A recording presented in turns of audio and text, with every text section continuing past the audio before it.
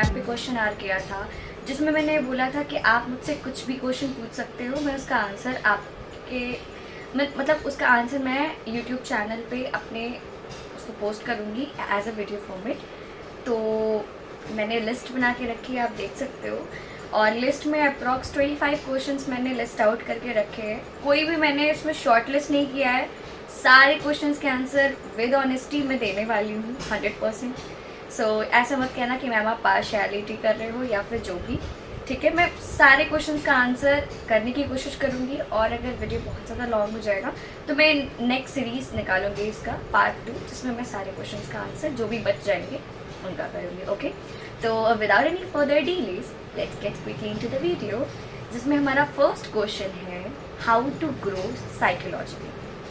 तो अगर हम बात करें साइकोलॉजी की, तो बहुत ही इम्पॉर्टेंट फैक्टर होता है ट्रेडिंग के फील्ड में। आपको भी पता है कि साइकोलॉजिकली हर कोई बिल्ड अपने आप को नहीं कर सकता। क्यों? उसका रीज़न है बिकॉज एक्चुअली देखो, जो भी जॉब सेक्टर्स में होंगे जो लोग, और डिफरेंट सेक्टर्स में डिवाइडेड है, यानी अपना जो वो क्या बोलते हैं उसको, अपना जो वो जॉब कर रहे हैं, मतलब अपने आप को कई पार्ट्स में डिवाइड कर रहे हैं, राइट। तो उसके वजह से कहीं ना कहीं डिस्ट्रैक्शन होता है, आप मतलब कहीं और का टेंशन रहता है, आप कहीं और निकालते हो। अक्सर हमारे साथ यही होता है कि मतलब हमारा गुस्सा कहीं और का होता है बट उतरता वो कहीं और पे। सो दैट्स वाई साइकोलॉजी हमारी बिल्ड करना उतना ही मुश्किल टास्क है जितना कि एक पानी में डायमंड ढूंढना। I know it's a bad joke, sorry. Okay, देखो साइकोलॉजी अपनी बिल्ड करने के लिए आप एक काम कर सकते हो कि देखो, आप एक काम कर सकते हो जिसमें जो मैं पर्सनली करती हूँ मैं उसको आपको बताती हूँ। आपका जो भी होगा पर्सपेक्टिव आप उसको डिसाइड करना, फिर करना। मैं क्या करती हूँ, मेरा जब बहुत ज़्यादा अगर माइंड डिस्टर्ब होता है तो मैं सिंपली एक बुक उठाती हूँ और उसको मैं रीड आउट करती हूँ, ठीक है। कोशिश करती हूँ कि बस उसको मैं रीड ना करूँ, उसको एक एक लाइन में समझूँ। आप समझ रहे होगे मेरी बातों को। Psychology is nothing but a mindset है आपका, एक टाइप का, कि आप एक मार्केट या फिर आप पूरे जो वर्ल्ड का सिनेरियो है वो किस ढंग से देखते हो या किस माइंडसेट से देखते हो, राइट। उसी तरीके से ट्रेडिंग के फील्ड में अगर आप बैठ रहे हो तो आपको साइकोलॉजी और risk management, money management, everything in a perspective manner आपको सारी चीज़ें हैंडल करनी पड़ती हैं। तो उसमें आप एक काम कर सकते हो, आप जर्नल्स बनाओ अपना। सबसे पहले जब देखो मार्केट 9:15 ओपन होता है, 9:15 पे, तो आप प्री ओपनिंग टाइम पहले मार्केट में बैठो, ठीक है। बहुत सारे रील्स में दिखाता है कि ट्रेडर एट 9:14 इधर उधर कुछ काम करते रहते हैं या फिर सोते रहते हैं, and at 9:15 they are on the system. तो ऐसा कुछ भी नहीं होता रियल लाइफ में। रील्स बनाने के लिए तो कोई भी कुछ भी बना रहा है, बट द फैक्ट इज कि आपको अपना टाइम निकाल के सिस्टम पे बैठना ज़रूरी है। आपको जब तक आप सिस्टम पे नहीं बैठोगे, सारे मैथड्स, सारे स्ट्रैटेजीज, आप अपना स्ट्रैटेजी प्लान करो कि या bank Nifty is going to be bullish, bearish, sideways, अपना पर्सपेक्टिव निकालो, अपना एनालिसिस करो, अपनी स्ट्रैटेजीज निकालो। एक कॉपी ले लो, जर्नल क्या होता है, जर्नल बेसिकली एक कॉपी होती है। कोई भी एक कॉपी ले लो, उस पर अपना एक सिनेरियो नोट करो कि ये मेरा माइंडसेट है और मुझे लगता है कि कहीं ना कहीं आज मार्केट इस टाइप का हो सकता है। फिर देखो जब मार्केट ओपनिंग टाइम में आपको देता है तो that should be bullish, bearish, sideways, यही तीनों में से ही होगा। तो या तो आप गलत होगे या तो आप सही होगे। There are two different things. तो साइकोलॉजी बिल्ड करना इज़ नॉट बहुत रॉकेट साइंस नहीं है, आप उसको कर सकते हो। आपको कोई बुक पढ़ने की ज़रूरत नहीं है। आप अपना माइंड है उसको स्थिर करो, स्टेबिलिटी लाओ अपने अंदर, अपने आप को स्टेबल करो एट अ मोमेंट, और आपका साइकोलॉजी ऑटोमेटिक बिल्ड हो जाएगा। और अगर आप मुझसे पूछोगे कि मैंने अपनी साइकोलॉजी कैसे बिल्ड करी, तो कहते हैं ना, टाइम के साथ साथ आप सारी चीज़ें सीखते चले जाते हो। आपको जैसे जैसे आप माहौल में जाओगे, जैसे जैसे आप लोगों से मिलोगे, तो meeting and greeting is very important. जैसे जैसे आप लोगों से मिलते चले जाओगे, आपका जो एक वे ऑफ थिंकिंग है वो कहीं ना कहीं अपग्रेड होगा। कहीं ना कहीं आपको लगेगा कि यार एक टाइम पे मैं ये था लेकिन आई शुड चेंज, राइट। उसी तरीके से। और आप डिफरेंट काइंड्स के बुक भी पढ़ सकते हो। साइकोलॉजी पे डिफरेंट काइंड्स के बुक ऑलरेडी मार्केट में पब्लिश्ड हैं। मैं किसी को रिकमेंड नहीं करूँगी। मैं चाहती हूँ कि आप अपनी साइकोलॉजी खुद से बिल्ड करो। जैसे फॉर एग्जांपल अगर मेरा है, मैं क्या करती हूँ, मेरा रेगुलरली का क्या है, पहले मैं प्री मार्केट ओपनिंग जो होता है उस टाइम बैठती हूँ। एक्चुअली मैं 8:30 बजे बैठती हूँ टू बी ऑनेस्ट। मैं मार्केट का एनालाइजेशन करती हूँ कि मार्केट कहाँ जा सकता है, राइट। मैं मार्केट का पूरी तरीके से एनालाइजेशन करती हूँ एंड देन एक ट्रेडिंग जर्नल बनाती हूँ कि आज मुझे ये सारी चीज़ें हैं। कहीं ना कहीं मैं स्ट्राइक प्राइस देखती हूँ, चेक करती हूँ, सारी चीज़ें सेलेक्ट करती हूँ ऑन अ डिफरेंट वे, ठीक है। सारी स्ट्रैटेजीज अपनी एक जगह लिखती हूँ कि या अगर मार्केट ऐसा मुझे मोमेंट देता है तो I should take this trade and this trade, ठीक है। तो ये हुआ और मैं डिसाइड करती हूँ कि मुझे अपने कैपिटल का 10% प्रॉफिट चाहिए एंड 3% लॉस से ज़्यादा मैं बियर नहीं करूँगी। सो दैट मेरी साइकोलॉजी फिक्स है। अब मेरी साइकोलॉजी कहाँ डिसबैलेंस होगी, जहाँ पे मुझे दिखता है कि मेरा 10% प्रॉफिट हो गया बट अगेन मुझे दिख रहा है कि मार्केट में मुझे कहते हैं चांस दे रहा है मार्केट, तो वाई नॉट, क्यों हम नहीं ले सकते। तो जब आप वो जो चांसेस है मार्केट आपको दे रहा है, दैट्स अ ट्रैप। हमेशा आप प्रॉफिट नहीं हो सकता आपका, हमेशा लॉस नहीं हो सकता, ये किसी ने सही कहा है। तो मेरा मानना है कि अगर मेरा 10% प्रॉफिट हो चुका है मेरे कैपिटल का, तो I should close all my positions and just shut down my laptop and take a coffee break, that's it. और अगर नहीं हुआ है मेरा 10% प्रॉफिट, देन आई शुड मैं लूँगी दूसरा ट्रेड। मैं देखते हैं आगे, उसके हिसाब से सारी चीज़ें बनती है। तो साइकोलॉजी आप ऐसे बिल्ड कर सकते हो, दैट्स अ मेन मोटिव। सबसे ज़्यादा साइकोलॉजी ही बेस्ट पार्ट कह लो या फिर इम्पॉर्टेंट फैक्टर कह लो जो कि ट्रेडिंग के फील्ड में आपको हेल्प करेगा and that will be definitely help you out a definitely. Second question है, क्या आप यूट्यूब पे बेसिक से एडवांस सीरीज चालू कर सकते हो अबाउट स्टॉक मार्केट? तो आपके लिए गुड न्यूज़ है, मैं एक पीपीटी पूरा अपने तरीके से बना रही हूँ, डिज़ाइन कर रही हूँ, जिसमें स्टॉक मार्केट बेसिक से लेके everything in a detailed manner मैं आपको शेयर करूँगी। एक्चुअली मैं यूट्यूब वीडियो बनाऊँगी उस पर छोटे छोटे पार्ट्स में करके, यानी स्टॉक मार्केट बेसिक से लेके एडवांस लेवल तक। उसमें सारी चीज़ें, price action, candlestick patterns, everything in a detail manner आपको मैं बताऊँगी। और मैं अपना शेड्यूल बहुत ही ज़्यादा कॉम्पैक्ट नहीं करने की कोशिश कर रही हूँ। मैं डिवाइडेड फॉर्म में रहना चाहती हूँ कि मैं सारी चीज़ें एज ए एन्जॉइंग मोमेंट की तरह आपके थ्रू पहुँचाऊँ।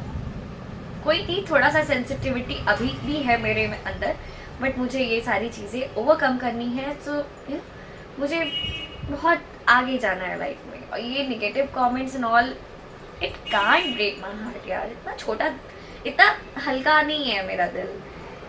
तो यस, मैं बेसिक्स टू ओके, तो यस मैं बेसिक्स टू एडवांस लेवल जल्दी ही अपलोड करूँगी। थर्ड क्वेश्चन हमारा ये है कि आपने ट्रेडिंग में कितने अमाउंट से ट्रेडिंग स्टार्ट किया था और अमाउंट कैसे एडजस्ट किया था? सो अगर मैं कहूँ कि स्टार्टिंग में मैंने हर वो तरीका अपनाया।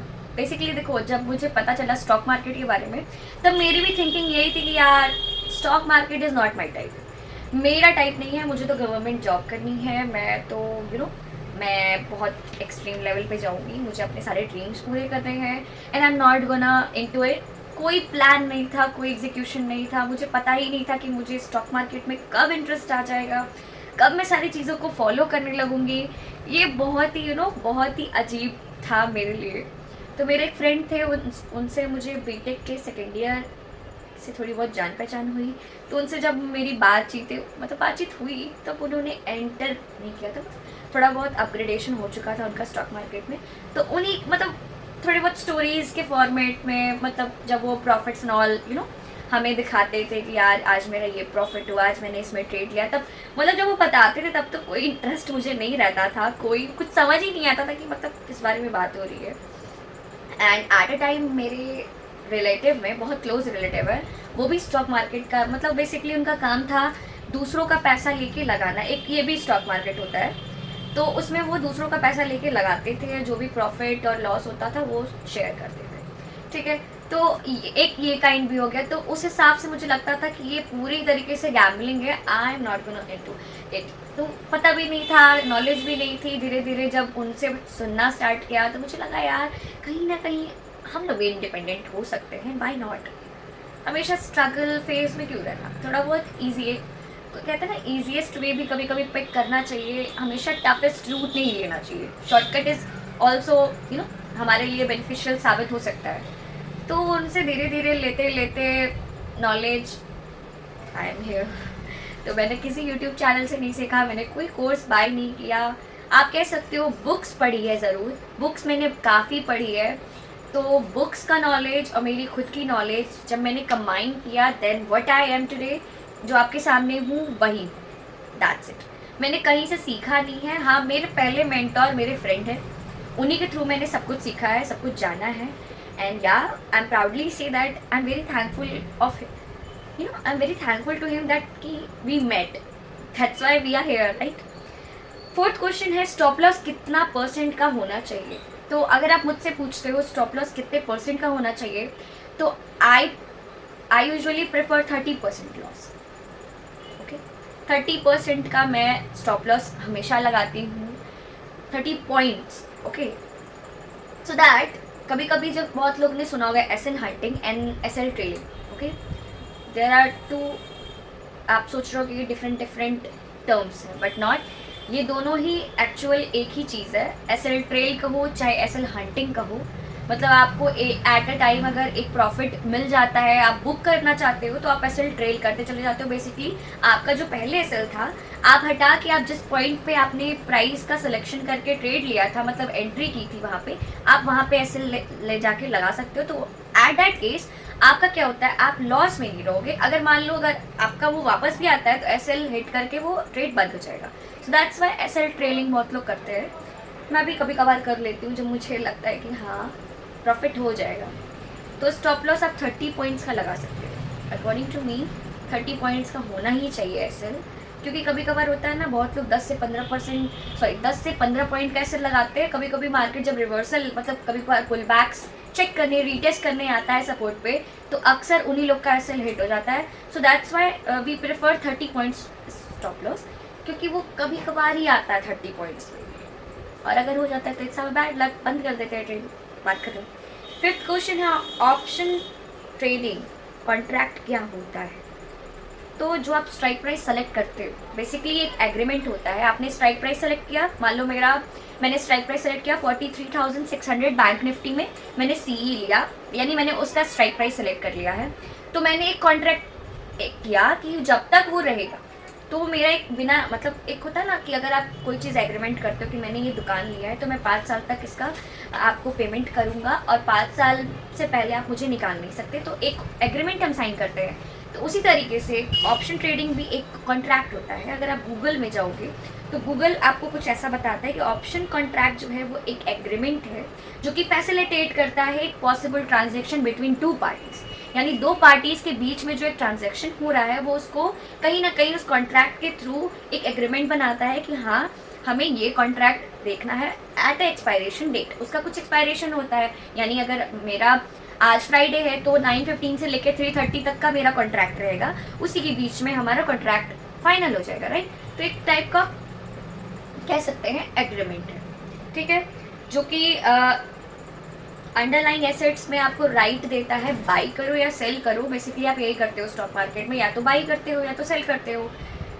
And we are mostly probable option buyer. Option seller के लिए हमारे पास 1 लाख की अमाउंट कैपिटल होनी चाहिए, इट्स अ फिक्स्ड अमाउंट, जो कि फिक्स्ड एसेट के लिए आपको, और कहीं ना कहीं आपको स्टॉक या एट अ स्पेसिफिक प्राइस पे आपको ये स्टॉक मिलती है, जिसको हम स्ट्राइक प्राइस भी बोलते हैं। और एक कहते हैं कि ये कॉन्ट्रैक्ट तब तक नहीं ख़त्म होगा जब तक आपका एक्सपायरेशन डेट नहीं आ जाता है। So this is option contract. फिर है how to take first trade. तो फर्स्ट ट्रेड तभी लेना चाहिए जब आप बहुत श्योर हो कि या this will be gonna happen. मतलब मेरा अगर कहना है कि मैं बैंक निफ्टी में ट्रेड करने वाली हूँ, अगर 43,600 का मैंने एक रेजिस्टेंस और सपोर्ट बनाया है, मुझे लग रहा है कि मार्केट यहाँ से, अगर मैंने एक मान लो अगर अप ट्रेंड फॉलो कर रहे हैं तो ब्रेकआउट का मैं वेट करूंगी, एक टाइम पे मैं रीटेस्ट का भी वेट करूंगी कि कभी कभार होता है ब्रेकआउट करने के बाद वो उस पॉइंट पे रीटेस्ट करने आता है, ठीक है। रीटेस्ट बहुत तक ब्रेकआउट में ही जल्दी से एंट्री ले लेते हैं, देन जब रीटेस्ट करने वो आता है तो आपका SL hit. That's why we always prefer कि एक बार वो रीटेस्ट कर ले, तब हमें डबल कंफर्मेशन मिल जाता है, फिर उसके बाद हम एंट्री ले सकते हैं, एंड देन बहुत कम चांसेस होते हैं हमारे एसएल हिट के। तो आप तभी ट्रेड लो जब आप पूरी तरीके से मेंटली, साइकोलॉजिकली एंड फिजिकली पूरी तरीके से एकदम स्टेबल हो कि हाँ ये ट्रेड मेरे लिए, और आप सबसे पहली बार लॉस बेयर करने के लिए रेडी हो, तभी आप ट्रेड लो। That's it, okay. देन हमारा 7th क्वेश्चन है, ट्रेडिंग से हम कितने दिन में पैसे कमा सकते हैं। देखो ये बहुत हार्श ट्रुथ है बट इट्स अ फैक्ट कि अगर आप पैसे कमाने के पर्पज से ट्रेडिंग में एंटर करोगे तो आपके लॉस ही होंगे। आप ये सोच के आओ कि मुझे लॉस करना है, मैं लॉस करने आया हूँ, मुझे लॉस करना है और मैं पैसे कमाने नहीं आया हूँ। आपकी साइकोलॉजी जब इस काइंड की हो जाएगी ना, तब जो आपका पोर्टफोलियो मेंटेन होगा that will be a miracle, okay. तो आप ये सोच के अगर आओगे कि देखो लिमिट नहीं आप कर सकते अपने आप, हो सकता है पहले दूसरे दिन आपका प्रॉफिट हो, फिर कॉन्टिन्यूसली 1 महीने तक आपका लॉस हो, देन यू मतलब आप एबल रहोगे कि आप ट्रेड कर सको। देन आप क्या कहोगे, बंद करो भाई, मुझे ट्रेडिंग नहीं करनी, मेरे लिए ट्रेडिंग नहीं बनी है, एंड तो मैं नहीं चाहती कि आप ये सोचो। तो आप अगर लॉस सोच के आते हो, मार्केट में एंटर करते हो, then you will be a profitable trader बहुत ईजीली। साइकोलॉजी भी बिल्ड हो जाएगी, रिस्क मैनेजमेंट भी आ जाएगा, मनी मैनेजमेंट भी आ जाएगा, कैपिटल को मैनेज भी करने आ जाएगा। तो अपने आप को लिमिट मत दो। नॉलेज सबसे पहली बात, you have to be a knowledgeable person about trading. कि ट्रेडिंग में जो फैक्टर्स हम यूज़ करते हैं like IPO, what is IPO, what is contract, what is ask price, what is bid price, what is index, what is stock market. तो अगर ये सारी चीज़ें आप जान जाओगे तो आपको पैसे कमाने में बहुत ज़्यादा लेट नहीं लगेगा।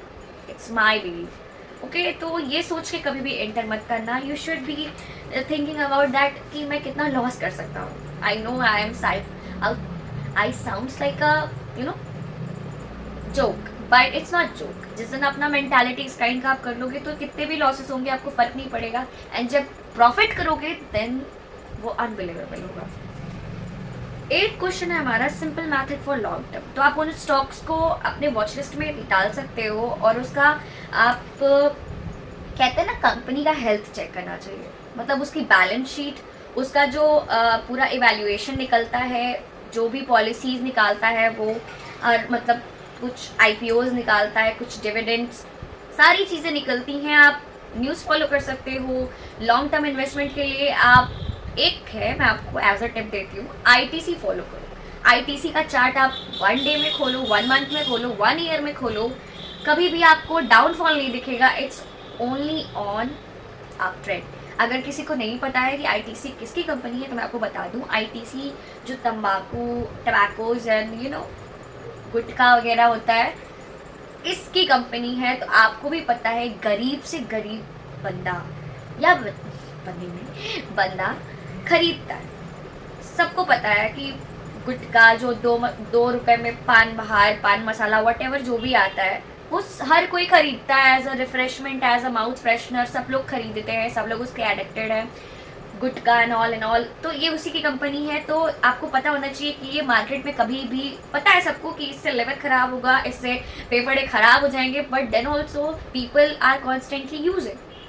तो कंपनी है तो कंपनी रन करेगी। आप कंपनी का चार्ट ओपन करके देखना, then you are going to know that कि कंपनी कभी डाउनफॉल नहीं दे सकती। लॉन्ग इन्वेस्टमेंट के लिए बेस्ट है। तो आप उसका बैलेंस शीट चेक कर सकते हो। कंपनी की हेल्थ चेक करने के लिए कंपनी का जो भी बैलेंस शीट में आप देख सकते हो कि कंपनी का ओवरऑल परफॉर्मेंस क्या था। तो इससे हमें पता चलता है कि कंपनी क्या टारगेट दे सकती है नेक्स्ट फ्यू ईयर्स में, ओके। तो आप ऐसे लॉन्ग टर्म का देख सकते हो। बेसिकली आपको उसका बैलेंस शीट ही चेक करना रहता है, just to know what is the health of this company, okay. Then हमारा 9th क्वेश्चन है, life style of a trader. तो ऑब्वियसली जो भी ट्रेडर होते हैं उनका लाइफ स्टाइल लग्जरी होना चाहिए। क्यों होना चाहिए? क्योंकि सबको अच्छा लगता है कि वो रिजॉर्ट में रुके, वो एक्सप्लोर करे वर्ल्ड को, सारी चीज़ों को सोचना ना पड़े कि यार ये मुझे चाहिए तो मैं इसके लिए सेविंग करूँ. That's why everyone you know trader बनना चाहते हैं कि वो, क्योंकि हमें रील्स के थ्रू बताया जाता है कि ट्रेडर जो है वो कुछ भी कर सकता है. आईफोन दिखाते खरीदते हुए दिखा रहे हैं, बड़े बड़े लग्जरी होटल्स में स्टेइंग दिखा रहे हैं कि हमारा जो ट्रेडिंग है वो हमें यहाँ पे कर रहा है हमारे लिए ये. लेकिन देखो, फैक्ट इज डिफरेंट. आपको पहले दूसरे साल में घिसना पड़ेगा अपने आप को, अपना कैपिटल वाइप आउट करना पड़ेगा, कुछ देना पड़ेगा मार्केट को, तब आपको मार्केट एट अ टाइम आपको कुछ देगा. तो एक ही टाइम पे आपको तुरंत ही ट्रेडर बनते लग्जरी होटल्स और एंड्रॉयड से आईफोन स्विच हो जाओगे, मैकबुक, बड़ी बड़ी स्क्रीन. देखो, वो लोग स्ट्रगलिंग फेज नहीं दिखाते हैं. स्ट्रगलिंग फेज में भी बहुत सारे लॉसेस होते हैं. अगर कैपिटल आपका 1 लाख है, सब लोग सोचते हैं कि मेरा कैपिटल 1 लाख है तो मैं ट्रेड कर सकता हूँ हायर क्वांटिटीज़ में. बट मेरा क्या मानना है कि अगर आपका 1 लाख आपका अमाउंट है, कैपिटल है, तो why are you going to trade higher amounts of quantity. आप छोटे लॉट से भी तो कर सकते हो ट्रेड और अपने कैपिटल को वाइप आउट होने से बचा सकते हो. So it's all art dependency कि हम मार्केट को कैसे देखते हैं, मार्केट को हैंडल कैसे करते हैं. तो सबका अलग अलग सिनेरियो है, सब कुछ अलग अलग है. नेक्स्ट क्वेश्चन पे हम जाते हैं. एक्चुअली मैं आई am very talkative person, so I am really sorry for that. 10th question है, व्हाट इज़ योर एज. अभी मैं बच्ची हूँ. ओके. 11th क्वेश्चन, इसमें 3 क्वेश्चन उन्होंने पूछा था. फर्स्ट है टाइम फ्रेम क्या होना चाहिए, how to find resistance and support, और थर्ड है how to find trend line. तो अगर मैं आपसे कहूँ कि टाइम फ्रेम आप अपने अकॉर्डिंग चूज़ कर सकते हो. अगर आप इंट्राडे करते हो, स्विंग है, स्कैल्पिंग है, there are different kind of trading ना. मोमेंटम ट्रेडिंग है, पोजीशन साइजिंग ट्रेडिंग है. तो आपको क्या करना है, मैं अपना सिनेरियो बताती हूँ आपको. मैं 5 से 15 मिनट में ट्रेड करती हूँ, ठीक है. बिकॉज मैं पूरे टाइम अपने आप को एक चीज़ में फंसा के नहीं रख सकती यार. आई हैव डिफरेंट वर्क्स, बहुत सारे काम होते हैं मुझे, तो मैं अपने आप को इतना बिजी नहीं दिखा सकती एक ही चीज़ में. तो मैं बेसिकली 5 से 15 मिनट में ट्रेड करना पसंद करती हूँ कि मुझे रिजल्ट पता चल जाता है, रिजल्ट मिल जाता है. तो 5 से 15 मिनट काफ़ी है. सेकेंड क्वेश्चन है, आप कैसे रेजिस्टेंस और सपोर्ट फाइंड कर सकते हो. तो बेसिकली आपको पहले मार्केट का ट्रेंड देखना है कि मार्केट में मोमेंटम क्या है. It's going up trend, it's going down trend, and it's going sideways, ठीक है. बहुत लोग सोचते होंगे कि सपोर्ट रेजिस्टेंस सिर्फ सामने सामने बनता है, बट अगर मैं आपसे कहूँ कि सपोर्ट रेजिस्टेंस अप ट्रेंड में भी बनता है, डाउन ट्रेंड में भी बनता है, तो ये शायद आपके लिए नया हो या फिर कुछ लोगों को पता भी होगा इस बारे में. तो बेसिकली आपको करना क्या है, आप हाई लोज को मेंशन करते हो, ठीक है. हाई और लो, हायर हायर हायर लोज, आपने सुना होगा. उन पॉइंट्स को आपको टच करना है और उन्हीं पॉइंट्स को ले जाके मिला देना है. जैसे आप मिलाते हो आपका सपोर्ट और रेजिस्टेंस बन जाता है. सपोर्ट क्या है, मैं इजीली एग्जांपल देती हूँ. मैं यहाँ बैठी हूँ, ये रूम है, इसके ऊपर छत है, तो दैट शुड बी क्या मेरे लिए कैसे वर्क कर रहा है. जो छत है मेरे लिए रेजिस्टेंस की तरह वर्क कर रहा है. जो जिस फ्लोर पे मैं पैर रखा है मैंने, वो मेरे लिए सपोर्ट है. अगर सपोर्ट टूटता है तो मैं नीचे जा सकती हूँ, नीचे गिर सकती हूँ. रेजिस्टेंस जब टूटता है तो मैं ऊपर जा सकती हूँ. तो वही ब्रेकआउट का होता है फॉर्मूला. रेजिस्टेंस टूटता है तो हमें ब्रेकआउट मिलता है, ब्रेकआउट के बाद हम एंट्री लेते हैं आफ्टर अ रीटेस्ट, ओके. उसी तरीके से सपोर्ट है, सपोर्ट टूटता है, देन ब्रेकआउट होता है, देन हम एंट्री लेते हैं. मैं इसके लिए एक ब्रीफ वीडियो बनाने वाली हूँ. बहुत कॉम्प्लिकेशंस है सबको इस पर कि सपोर्ट रेजिस्टेंस कैसे बनता है. मैम प्लीज़ हेल्प करिए. तो मैं उस पर बताती हूँ आपको, मैं बनाती हूँ वीडियो. सपोर्ट रेजिस्टेंस और ट्रेंड लाइन, ये 2 मोटिव्स है. मुझे पता है आप बहुत प्रॉब्लम हो रही है कुछ लोगों को बनाने में. मैं इसके लिए एक ईजिली आउटपुट निकाल के लाती हूँ आपके लिए. दैट विल बी बहुत बेनिफिशियल फॉर यू. फिर ट्रेंड लाइन है, तो जैसे ही आप सपोर्ट और रेजिस्टेंसेस को मैच करते हो तो आपका ट्रेंड लाइन बन जाता है. बहुत लोग मैं देखती हूँ अननेसेसरी ट्रेंड लाइन बनाते हैं, अनवांटेड ट्रेंड लाइन्स बनाते हैं. मतलब मार्केट ऐसे जा रहा था, ऐसे बना दिया, ऐसे जा रहा. Just wait for the confirmational part. Market ऐसे ऐसे ऐसे ऐसे जा रहा है तो आप बना सकते हो. आपको बस देखना है मैक्सिमम टचेस कितना, मतलब एक पॉइंट पे अगर मान लो ये हमारा रेजिस्टेंस, यहाँ से मार्केट स्टार्ट हुआ, यहाँ गया, फिर इसको टच करके वापस आ गया, यानी इट मीन्स कि यहाँ पे कुछ है जो उसको जो प्राइस है वो ऊपर जाने नहीं दे रहा है उसको, ठीक है. तो आपको करना क्या है, आपको बेसिकली इस सपोर्ट को ध्यान रखना है तो ये एज अ रेजिस्टेंस वर्क कर रहा है, ये एज अ सपोर्ट वर्क कर रहा है। तो जब तक इस रेजिस्टेंस को नहीं ब्रेक करेगा तब तक आगे नहीं जाएगा मार्केट, हमें कोई मोमेंटम नहीं दिखेगा मार्केट में। उसी तरीके से हमें चेकआउट करना रहता है। तो जब मैक्सिमम टचेस मतलब किस पॉइंट पे आ रहा है तो वही पॉइंट सारे मैच करते हो तो हमारा वो ट्रेंड लाइन बनता है। ठीक है, हमारा जो 12th क्वेश्चन है that is can you guide me for trading. Obviously I am here for guiding you, वरना मुझे क्या यार, मैं अपना ट्रेड करूँ, दिन भर मैं घूमूँ फिरूँ, बट मैं चाहती हूँ कि स्टॉक मार्केट को सबके पास में ले जा सकूँ। गैम्बलिंग जैसा जो वर्ड है वो ख़त्म हो सके इंडिया से, स्पेशली इंडिया में बहुत लैक ऑफ नॉलेज है इस पर्टिकुलरली स्टॉक मार्केट के बारे में। तो आई वॉन्ट मेरा विजन कुछ अलग है, मुझे कुछ करना है इस फील्ड में। That's why I am continuously trying to be a part of that so that कि मैं कुछ नई स्ट्रैटेजीज और न्यू कुछ निकाल सकूँ जो बिगिनर फेस करते हैं और मैं उससे कुछ नया बना सकूँ। सो या होपफुली जल्दी होगा वो। 13th क्वेश्चन है what is important in chart. तो अगर मैं आपसे पूछूं कि 15 मिनट का चार्ट ओपन है तो आपको चार्ट में क्या दिखता है? देयर आर डिफरेंट थिंग्स जो आप देख सकते हो चार्ट में। सबसे पहली बात आपको कैंडल्स दिखते हैं, देन प्राइस दिखता है, देन आपको दिखता है मार्केट ट्रेंड कौन सा फॉलो कर रहा है, whether it is up trend, down trend, sideways, then support क्या क्या है हमारे लिए, हाई स्विंग्स क्या है, लो स्विंग्स क्या है, उनको मैच करके हम कहीं ना कहीं सपोर्ट और रेजिस्टेंस बनाते हैं। तो पूरे चार्ट में हमें यही दिखता है। टूल्स का यूज करके आप डिमांड सप्लाई जोन बना सकते हो, टारगेट आप डिसाइड कर सकते हो कि आपका टारगेट क्या है, स्टॉप लॉस देख सकते हो, रिस्क रिवॉर्ड रेशियो देख सकते हो। तो एक चार्ट में आप इतना कुछ देख सकते हो। तो इम्पॉर्टेंट क्या होता है? प्राइस होता है, ट्रेंड होता है एंड मोस्ट इम्पॉर्टेंट सपोर्ट और रेजिस्टेंस होता है। देन 14 क्वेश्चन है कब से ट्रेडिंग कर रही हैं आप। तो मुझे ट्रेडिंग कर आई थिंक 2.5 years हो गए। ठीक है, स्ट्रगलिंग फेज को मैं काउंट नहीं करती हूँ अक्सर, अगर उसको काउंट करूँ तो आई थिंक हाँ वही 2.5 years हो गए। और ऐसे कहो तो 1.5 साल ही हुआ मुझे। अगर मैं एज अ प्रॉफिटेबल ट्रेडर आपको कहूँ, मैं प्रॉफिटेबल एज अ 2 या 1.5 साल से हूँ कि मेरा मार्केट का जो सिनेरियो है मुझे समझ में आता है। 15th क्वेश्चन है आप मुझे ट्रेडिंग सिखा दोगे क्या? बिल्कुल, मैं इसी के लिए यहाँ बैठी हूँ। 16th क्वेश्चन है what your capital and best book to cover trading for advance level. देखो बुक्स तो मैंने इतनी रखी है, बुक्स आई थिंक इससे ज़्यादा मेरे पास बुक्स है, बहुत सारी बुक्स मैंने रखी है।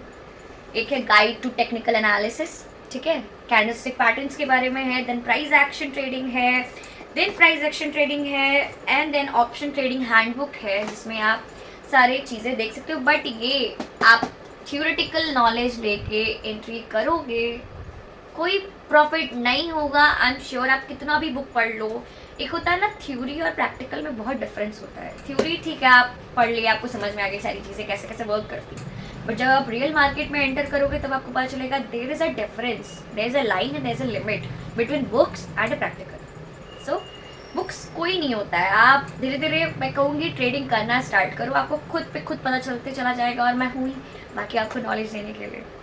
Okay, and then 17 best app कौन सा है ट्रेडिंग के लिए जीरो ब्रोकरेज वाला। तो देखो यार जीरो ब्रोकरेज तो कोई नहीं देता है। स्टार्टिंग में कॉल्स आएंगे आपके पास कि आपको मैं मैम ज़ीरो ब्रोकरेज दूंगा, बट एट अ टाइम वो अपना ब्रोकरेज चार्ज लेते। तो अगर मैं आपके लिए ये कह सकती हूँ कि अगर आपको इंटरफेस देख रहा है, वाया इंटरफेस अगर आप जाओगे तो उसमें आप एक चीज़ कर सकते हो कि आप काइट का यूज़ कर सकते हो। काइट का इंटरफेस बहुत ही इको फ्रेंडली होता है और अगर आप बिगिनर हो तो उसके लिए सबसे ज़्यादा बेनिफिशियल होगा, आपको इंटरफेस समझ में आएगा। एंजल वन कभी ना कभी लैग करता है, मैं उसको भी यूज़ कर चुकी हूँ, लैगिंग बहुत ज़्यादा है एंजल वन में। सो कभी कभी स्टॉप लॉस हिट होने के बाद भी वो कॉन्टिन्यूसली रन करता रहता है ट्रेड। दैट्स बिगिनर के लिए बहुत ही फ्रस्ट्रेटिंग हो जाएगा। तो काइट का इंटरफेस बहुत ही ईजी है। ये वीडियो स्पॉन्सर्ड नहीं है, मैं स्पॉन्सर्ड नहीं कर रही हूँ ये वीडियो को, बिकॉज काइट का मैं काफ़ी टाइम से यूज़ कर रही हूँ और फ्लक्चुएशंस नहीं है ना के बराबर। Money management in trading, money management आप कैसे कर सकते हो? आपको पता होना चाहिए कि आपको लॉस कितना करना है मार्केट, ठीक है। आपको अपने फंड का जो यूज़ है वो बहुत वाइजली करना पड़ेगा कि अगर मैं ट्रेड ले रहा हूँ और वो ट्रेड इतने रुपए का है तो सबसे पहले आपको अपना रिस्क कैलकुलेट करना है, स्टॉप लॉस कैलकुलेट करना है, target. These 3 are the important factors जिसको आपको पहले देखना पड़ेगा कि हाँ मुझे ये तीनों चीज़ें पहले कैलकुलेट करनी है एंड देन आफ्टर मैं ट्रेड करूँगा। तो मनी मैनेजमेंट बहुत ज़्यादा नहीं है, आपको बस देखना है कि आप जो अपना फंड जहाँ लगा रहे हो वो बेनिफिशियल है या नहीं, ठीक है। उसी हिसाब से आप मनी मैनेजमेंट देख सकते हो, अपने फंड्स का कैटेगराइजेशन कर सकते हो डिफरेंट पार्ट्स में, डिफरेंट सिनारियोज में।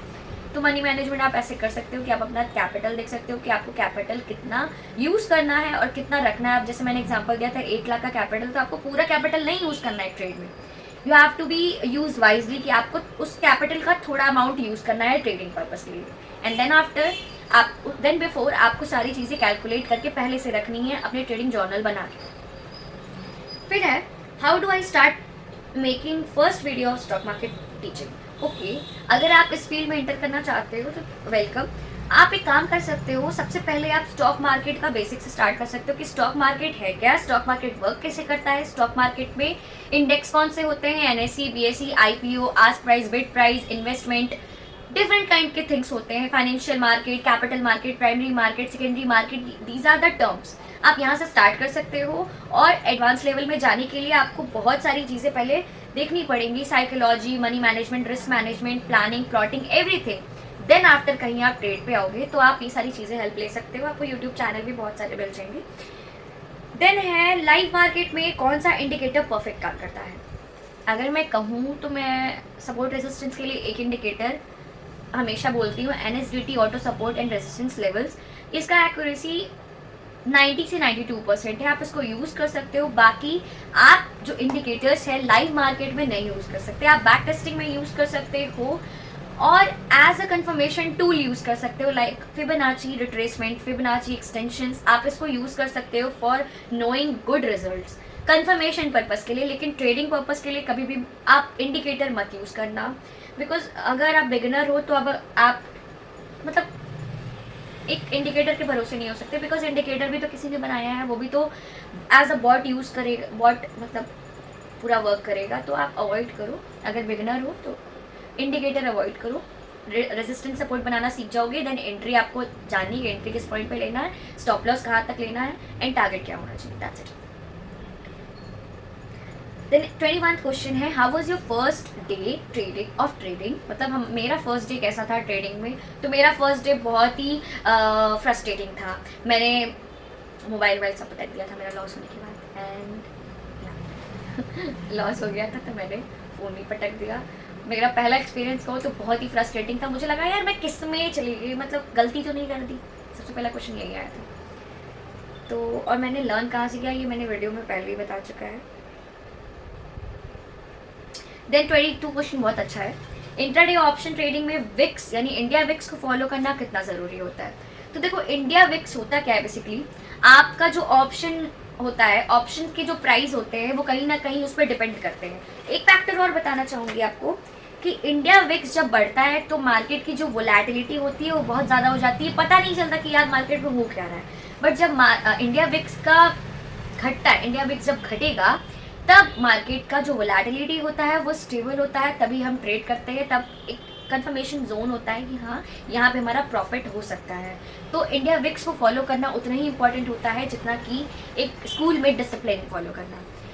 ऑप्शंस का जो प्राइस होता है, जो मतलब मार्केट का वोलेटिलिटी होता है उसी पे डिपेंड करता है, तो इंडिया विक्स को फॉलो करना दैट्स वाई इम्पॉर्टेंट होता है। तो था 24th क्वेश्चन कि मैम आप जो इम्पोर्टेंट लेवल मार्क करते हो एनालिसिस में सिर्फ सपोर्ट रेजिस्टेंस यूज़ करते हो या फिर कोई और फैक्टर भी मतलब आप उसमें यूज़ करते हो। तो टू बी ऑनेस्ट तो मैं हमेशा से कहती हूँ कि मतलब आपको सिर्फ और सिर्फ यूज़ करना है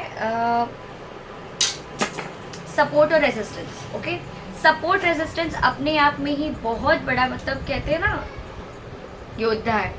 अगर आप सपोर्ट रेजिस्टेंस बनाना सीख जाते हो तो विद इन अ मिनट आप ट्रेड्स भी लेना स्टार्ट कर दोगे, विद इन अ मिनट आपको सारी चीज़ें समझ में आ जाएंगी। तो जिस किसी ने भी ये क्वेश्चन पूछा होगा तो सपोर्ट और रेजिस्टेंस बनाना अगर आप सीख जाते हो तो वो बहुत है आपके लिए। आप उसके बाद से ट्रेड लेना स्टार्ट कर दोगे, बहुत कुछ आपके लिए ईजी हो जाएगा। तो एनालिसिस भी आप कर सकते हो, सिर्फ सपोर्ट और रेजिस्टेंस के बेसिस पे, support resistance trend line, these are the important factors जिसमें आपको ये सारी चीज़ें मेंशन करनी पड़ेंगी, और सिर्फ यही 2 फैक्टर्स को देख के ही मैं एनालिसिस करती हूँ। Last question but not the least, हम इसके नेक्स्ट पार्ट में और जो भी क्वेश्चन हैं उनके बारे में डिस्कस करेंगे। At what age did you start it trading, how did you start it, कुछ ट्रेनिंग ली थी या फिर ऐसे ही सीखा था? तो सी, मैंने किस एज में स्टार्ट किया था, तो 20 I think, at what age my 20 touched, okay.